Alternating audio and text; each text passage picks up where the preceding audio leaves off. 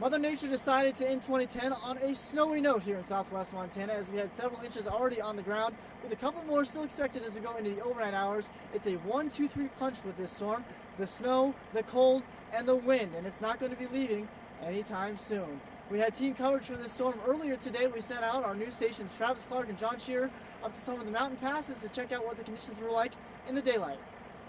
Thanks, Adam. Driving up through Homestake Pass, I really got a chance to see how this storm is picking up. Wind is really starting to get strong and the snowfall is really starting to get thick, so be careful out there. And the storm has already really affected the mining city.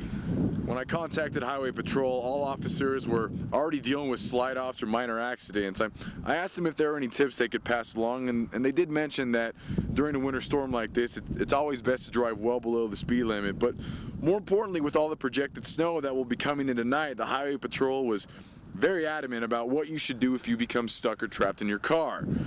Some tips they gave were to stay in your vehicle. Don't leave and search for help. It's easy to become disoriented or lost in the blowing and drifting snow. Run your engine for about 10 minutes each hour.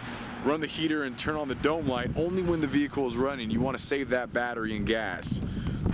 Don't stay in one position too long. Clap your hands, move your arms, move your legs occasionally. Never stay stagnant.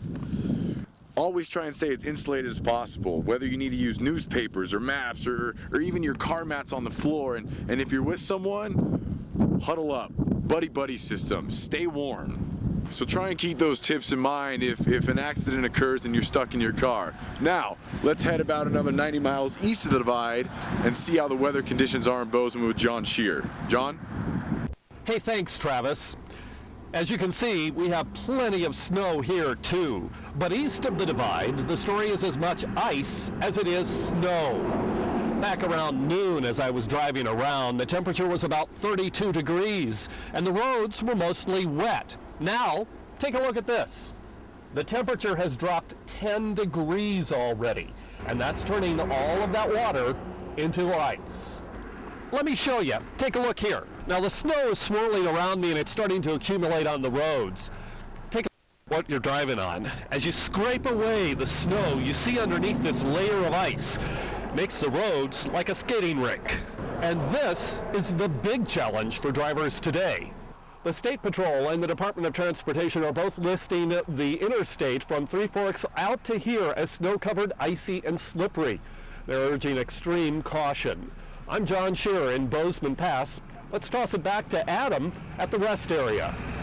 And as John said, conditions are slicker. They were slick earlier today, and they're only going to get worse as we continue into the overnight hours, adding snow on top of ice. And with that Arctic cold coming in, it's just going to make things even more treacherous. And to talk about those road conditions, I am joined now by Gallatin County Sheriff's Deputy Brad Hickok.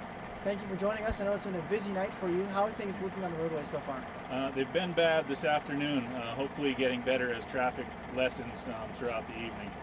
And, you know, give me an idea, kind of the scope of the number of crashes that you responded to just in the afternoon hours alone. I know that the snow really started around noon, but it took a little while before it started accumulating. It did, and as it's gotten colder, as you mentioned, and windier, things are getting worse. The driving conditions are really poor right now. We've been to several dozen slide-offs mostly today, no bad crashes yet, and hopefully we won't have any this evening, but as you said, conditions are getting worse as we speak. Now, what do you recommend to travelers that may be going through Bozeman or through town or just southwest Montana in general? Do you recommend that they continue, that they kind of stop and wait for the weather to clear? Give me an idea of what you guys are recommending for drivers to do. If at all possible, if you don't need to travel, stay at home. If you do need to travel, make sure you plan ahead, leave early, have an emergency kit in your vehicle with you, and give yourself extra time to reach your destination.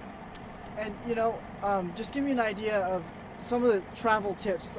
One of the suggestions that I've always been told is always let people know when you're going to be somewhere, when you're anticipated to be. That way there's a travel plan and people are kind of aware. What are some of the other travel tips that you might recommend for people? Absolutely. Make sure and keep your cell phones with you so you can call us if need be. If you slide off into the ditch, we can get there quickly and get a tow truck or address whatever needs you might have. And that's kind of primarily a thing to do. Make sure you have that emergency kit with you. And I know that if someone is having troubles and they do need your help, you guys will be out there. It just may take a little longer than normal. Absolutely.